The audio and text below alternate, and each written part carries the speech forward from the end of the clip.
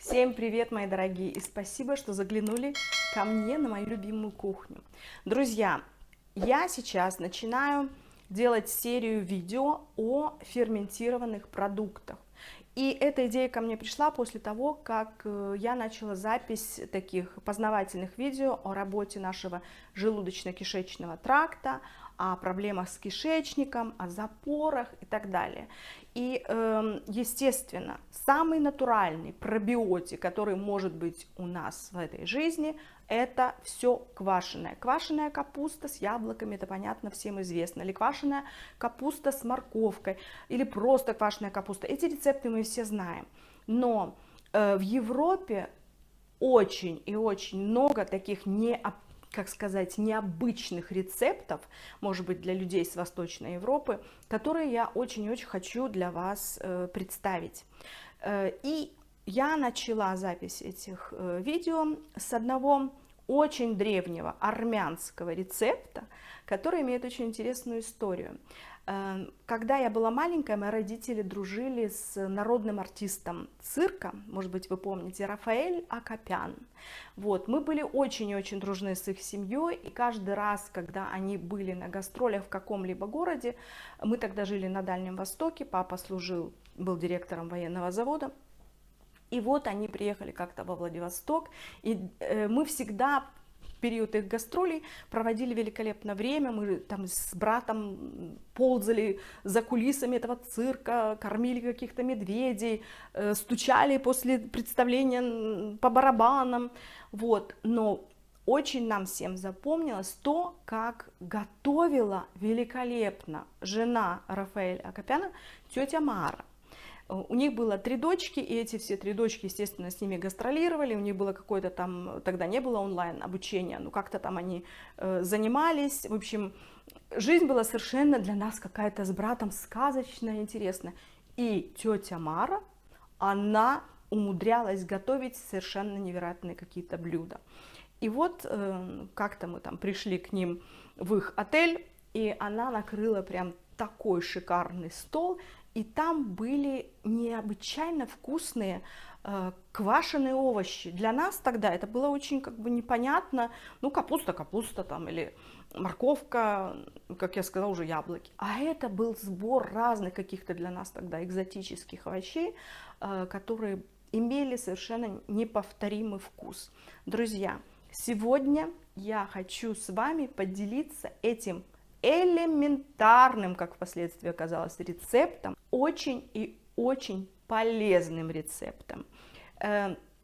Мы сейчас с вами это все сделаем, вы посмотрите, в какой последовательности я буду засаливать эти овощи, да, и потом по мере того, как будет происходить ферментация этих всех овощей, я буду для вас просто вставлять какие-нибудь такие маленькие видики, где будет просто, допустим, написано первый день или там второй день, и вы будете видеть, как эти продукты меняют цвет, как происходит брожение, как возникают вот эти самые бактерии, которые так необходимы для нашего с вами желудка, кишечника и желудочно-кишечного тракта. Ну что, мои хорошие, идемте готовить полезную еду. Для того, чтобы приготовить наши сегодняшние вкусные полезные соленья, нам понадобится большая вот такая стеклянная миска, в которой я буду вымешивать овощи вместе с нашим будущим рассолом. Литр воды, я взяла для этого такой кувшин, 1 маленький кувшинчик, в котором я разведу нашу соль в горячей воде, маленькое полотенчико, 1 столовая ложечка и хорошо наточенный нож. И, конечно же, большая такая разделочная доска. Из овощей я сегодня отдала предпочтение. У меня сегодня здесь 2 свеколки, 2 морковки, 3 палочки сельдерея, 1 головка чеснока, четвертинка фиолетовой капусты, четвертинка белокочанной капусты, 2 штучки репчатого лука и 1 фиолетовый. И вот столько у меня корня сельдерея, здесь тоже где-то четвертинка. А для того, чтобы приправить наш рассол, чтобы он был таким душистым, я приготовила где-то 10 листиков лавровых, маленьких совсем, одну хорошую такую ложку соли и столько у меня черного перца. Ну что, теперь приступаем к приготовлению нашей полезной продукции, которую мы назовем ферментацией овощей. Все овощи я выложила на разделочную доску. Теперь у меня не столь много места занято. И мы теперь начинаем резать аккуратненько все овощи и складывать их вот в эту большую стеклянную миску. Ну, чтобы освободить место первым делом, я возьму просто этот весь чесночок и уже отправлю его в мисочку. Значит, овощи нарезайте как вам нравится, для того, чтобы их было красиво подать. Они не должны быть очень большими. Я нарезаю свеклу вот такими кружочками и также отправляю в нашу мисочку. То же самое мы делаем и со второй свеколкой. Свекла даст нашим соленьям необычайно красивый фиолетовый такой или бордовый окрас. Так, теперь мы возьмем сельдерей. Палочки сельдерея я нарежу вот такими вот кусочками, небольшими, чтобы тоже, когда мы будем подавать на тарелочку, они смотрелись хорошо. Так, эти я могу порезать вдоль, что они такие толстенькие. Все, и к друзьям овощам отправляется наш сельдерей. Уже как красиво, смотрите, дорогие мои. Посмотрите, какие цвета. Теперь я беру корень сельдерея и точно так же режу, как душе угодно. Я предпочитаю, опять же, чтобы точки были небольшими. Все должно быть красиво, эстетично. Я очень люблю, когда красиво и эстетично. Так вот.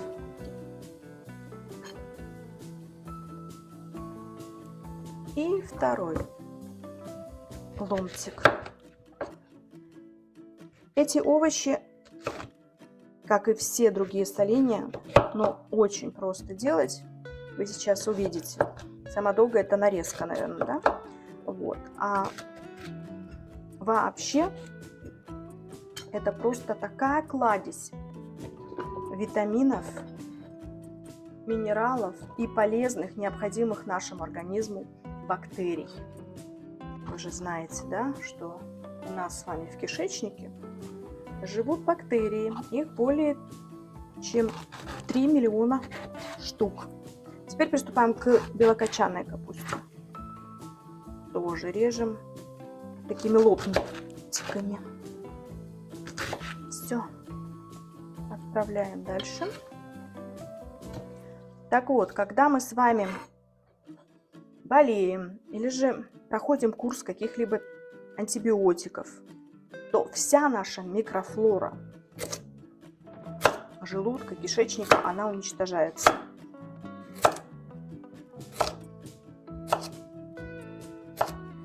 И как раз на помощь нам придут квашеные соленья,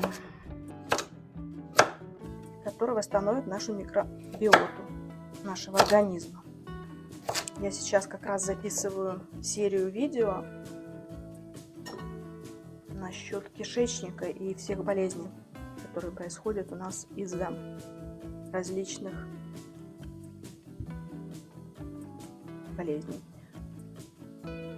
Теперь я беру репчатый лук крупненькими такими ломтиками, не слайсами. Вот такой. Лук, не переживайте, он приобретет очень приятный вкус.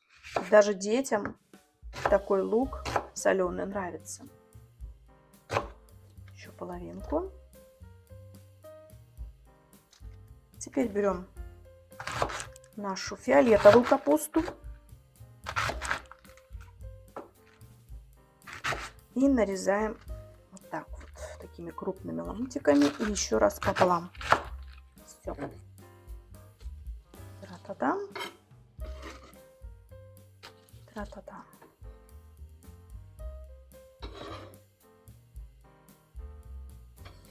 Ну и последний ингредиент – это наш фиолетовый лук.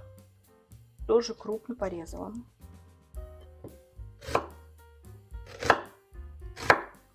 Все. Вот что у нас с вами получилось.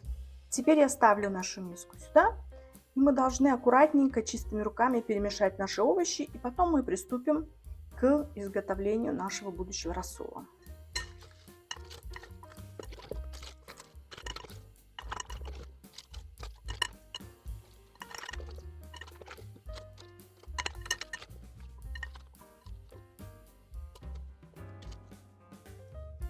Посмотрите, какие нарядные цвета у нас получились с вами. Но это же просто будет украшение любого стола. Теперь мы опять отставляем нашу миску и делаем наш рассол. Я беру вот такой маленький кувшинчик. Сейчас я налью в него горячую воду и разбавлю растворю, даже не разбавлю, в этой горячей воде 1 столовую ложку соли. И потом мы это все вольем в воду, которую я тоже приготовила. Вот здесь у меня литр. Вон. И покроем все наши овощи этим самым рассолом. Итак, я высыпаю соль. И теперь я соль заливаю кипятком и вымешиваю до полного растворения. Так, я взяла вместо ложки такой маленький венчик.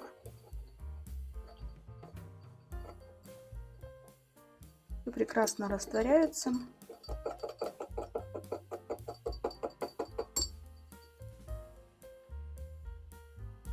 Теперь я вливаю соль в нашу холодную воду.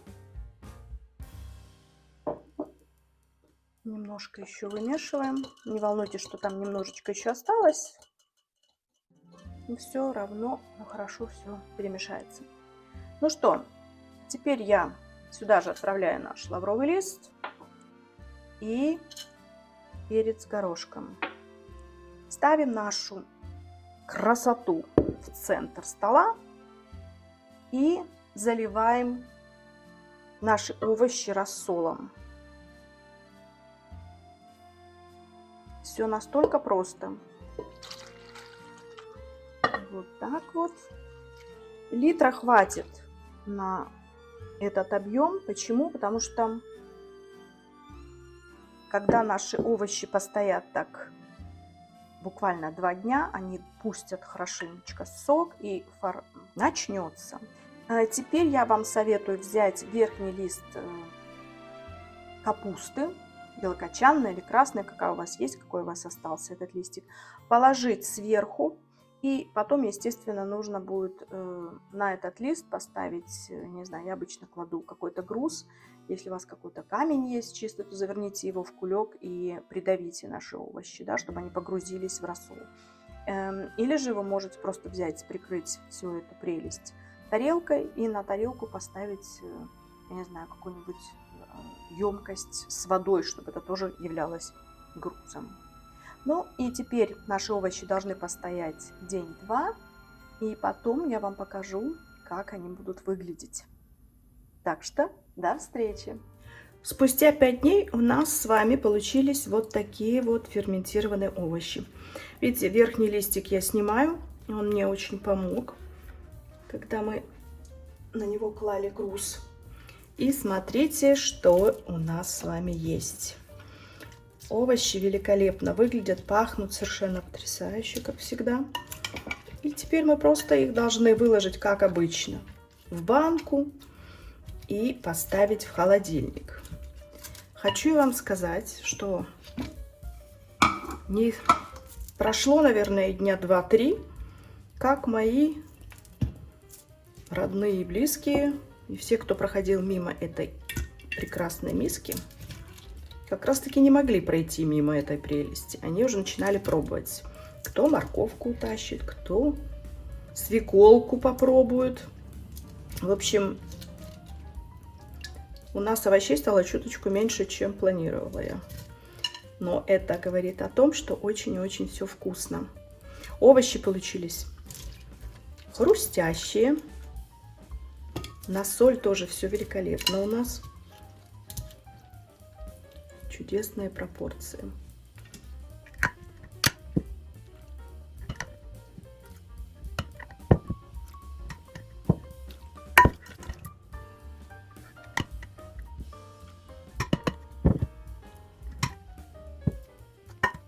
А то, что у нас в банке, мы сейчас закрываем крышкой такой герметической.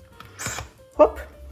И отправляем в холодильник на длительное хранение. Смотрите, как у нас все с вами красиво и вкусно. А главное, полезно. Спустя 5 дней смотрите, что у нас с вами получилось. Самый большой витамин С, самое дешевое блюдо с витамином С, это, конечно же, квашеные овощи, о которых я уже вам говорила, и сейчас я записываю целый ряд своих видео с разными вкусными и какими-то альтернативными рецептами. Вот смотрите, что у нас есть. Наше армянское блюдо готово, очень-очень вкусно, все хрустит, пахнет великолепно. И пока я снимала видео, я говорила, что в течение нескольких дней, уже буквально на 3-й день, члены моей семьи начали потихонечку пробовать, что у нас там получается. Итак, я переложила вот в такую банку, у нас нет 3-литровых банок, вот, но они вот так вот это все выглядит. Все это красиво сложено в эту банку и покрыто рассолом. И, конечно же, сейчас все это на 5-й день должно уже храниться в холодильнике. Но пробуйте на свои какие-то вкусовые пристрастия, ориентируйтесь. Вы любите более кислое или менее кислое. Но, друзья, это витаминная кладезь, это продукт ферментированные овощи, квашеные овощи, проще говоря, да. Они великолепны для нашего кишечника, для нашего ЖКТ, желудочно-кишечного тракта, у кого запоры или какие-то, понимаете, после курсов антибиотиков проблемы с микрофлорой, то это номер 1. Поэтому всю зиму или те, у кого есть какие-то проблемы, мы должны себя подкреплять вот таким вот витаминным салатом. Ну что, мои хорошие, спасибо, что были со мной. Смотрите видео, комментируйте. Вас ждут многие рецепты интересные, экзотические, которые мы делаем в Европе. И они немножечко отличаются от наших с вами, тех, к которым мы уже привыкли. Спасибо, что были со мной еще раз. Я вас всех люблю и до новых встреч. С вами была Виктория. Пока!